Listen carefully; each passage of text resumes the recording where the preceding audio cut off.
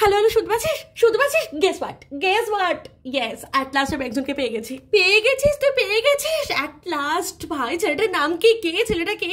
বলছি বলার জন্যই তো ফোন করেছি, বাট তার আগে তুই কথা দিয়ে তুই জেলাস ফিল করবি না? তোকেও আমি একটা ছেলে জোগাড় করে দেবো, ঠিক এরকম একটা ছেলে জোগাড় করে দেবো, ঠিক আছে? সে তো ঠিক আছে, তুই আমার কথা পরে ভাববি, তুই আগে নিজের কথাটা ভাব। তুই ছেলেটাকে পেলিটা কোথা থেকে সেটা তো বল। দাঁড়া তার আগে তুই আরেকটা কথা শোন, শুনলে তুই জাস্ট অজ্ঞান হয়ে পড়ে যাবি। সেটা হচ্ছে ছেলেটা ডিভোর্সি।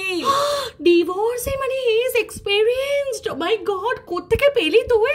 আরে আমাদের বাড়িতে যে কাকুটা জল দিতে আসতো সে তো মারা গেছে, তার ছেলে আজকে থেকে জল দেওয়া শুরু করেছে। তো প্রথম দিনই জল ভর্তি গিয়ে টোনে পড়ে গেছে, বলছে সরি গো জল পড়ে গেছে, তুমি এবার পা পিছলে পড়ে যেও না। জাস্ট ভাব হাউ প্রোটেক্টিভ ইজ।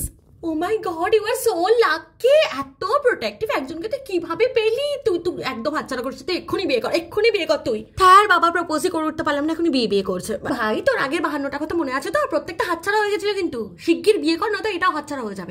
ঠিক আছে বাবা, আমি কালকেই প্রপোজ করছি, ঠিক আছে? আমাকে জানাবি কিন্তু। ঠিক আছে, আমি প্রপোজ করে তোকে ফোন করবো। ওকে, রাখছি।